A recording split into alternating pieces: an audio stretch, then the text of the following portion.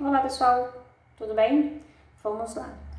Mais um vídeo para vocês aí, para poder explicar como que a gente como é constituído um átomo, né?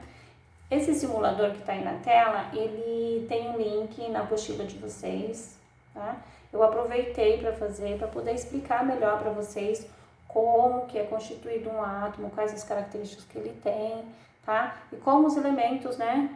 A partir da constituição dos átomos, os elementos acabou sendo criados, tá? Os elementos da tabela periódica. Mas antes de falar sobre, né, a montagem do átomo aí no simulador, nós vamos falar um pouquinho das teorias que nós temos. Inclusive está na atividade de vocês, tá? Eu vou começar pela teoria de Dalton, né? Que realizou alguns estudos e diante dos experimentos dele, ele descobriu o seguinte, que o átomo era a menor parte de uma matéria, tá? Além disso, ele era maciço e tinha forma esférica, parecida de uma bola de bilhar, sendo ele indivisível e indestrutível, tá? E aí, quando, né, da criação dos elementos da tabela, todo elemento é constituído por um conjunto de átomos, tá? De mesma propriedades, tamanho, tá? E formas, massa, tudo bem? Sequencial ao estudo de Bohr tem o modelo atômico do Rutherford. Desculpa, sequencial ao modelo de Dalton tem o modelo atômico de Rutherford. O Rutherford deu sequência, né, nas descobertas de Dalton e aí descobriu, né, além de tudo que o Dalton já tinha falado, ele descobriu que o átomo ele tinha um núcleo e que dentro desse núcleo haviam duas partículas, né? E para essas partículas foram dados os nomes de prótons e nêutrons, tá? Na sequência veio aí, né, a complementação que foi o modelo atômico de Bohr. Tá? Bohr descobriu aí as camadas que envolvia, né, o núcleo do átomo. Todo átomo tem camadas, tem elementos que possuem até 7 camadas, tudo bem?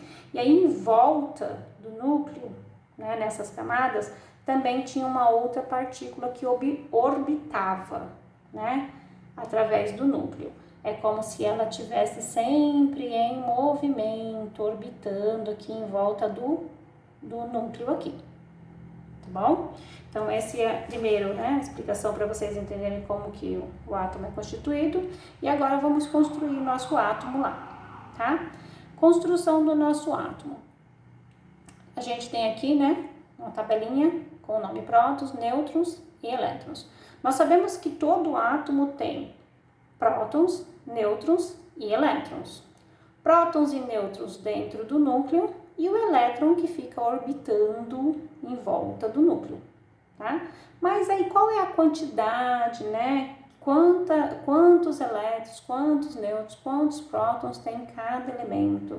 Então, a cada constituição, né, dos elementos, a cada próton, a cada nêutron, a cada elétron, eu tenho um elemento diferente. Tá? Vamos lá? Então, vou mostrar para vocês. Vamos começar com um próton dentro do núcleo aqui. Né?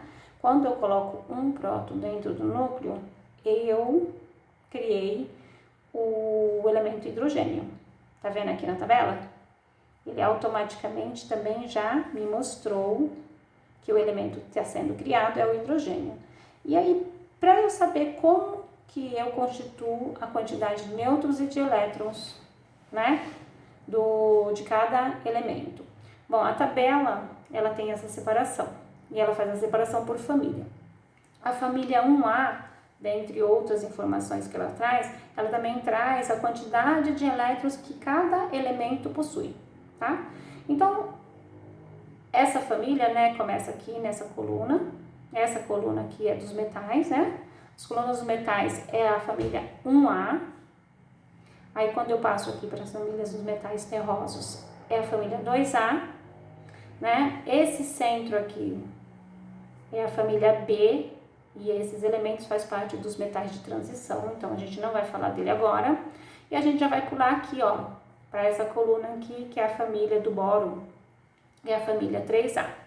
A família 4A do carbono, a 5 do nitrogênio, 6 do oxigênio, 7 do flúor e aqui dos gases nobres é a família 8A. Então, como que eu sei a quantidade de elétron que é constituída em cada elemento? Pelo número da família. Se é a família 1A, é porque todos esses elementos têm em órbita, né, ali em volta do núcleo, um elétron.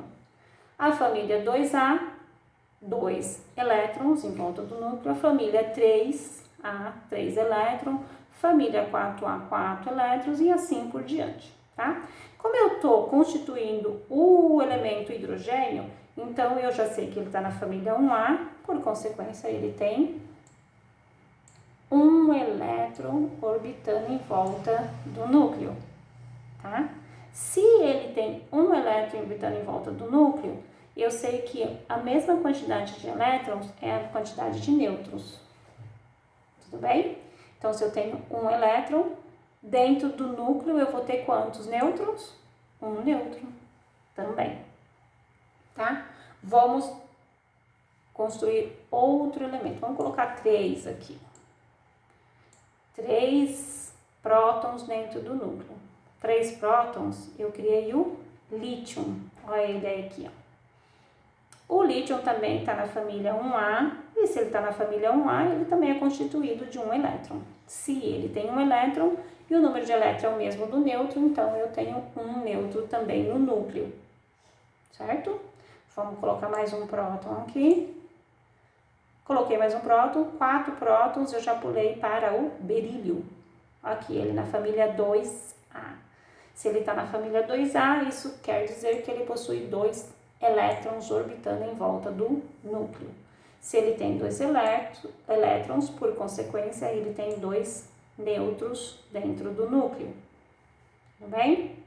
Vamos para mais um prótons aqui. 5 prótons, eu já pulei aqui, ó, para a família 3A, para o bóron. Se ele tem 5 prótons dentro do núcleo, eu constituí o bóron e ele está na família 3A, isso quer dizer que ele tem 3 elétrons orbitando em volta da camada do núcleo, tá? Perceberam aqui, ó, que a camada restringe ao número de elétrons em volta que tem, né, em cada camada? Isso a gente vai estudar numa atividade posterior, tá? Nós vamos falar sobre isso.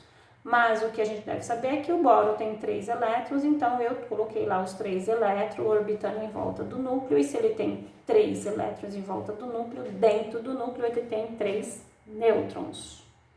Vamos colocar mais um prótons.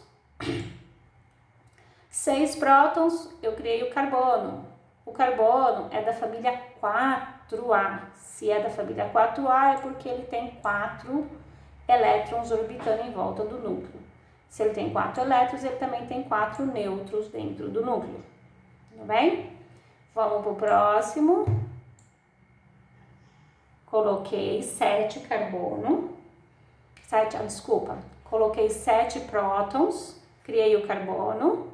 Se eu tenho 7 prótons aqui dentro, eu criei o nitrogênio, tá, pessoal? Eu coloquei 7 prótons aqui, criei o nitrogênio.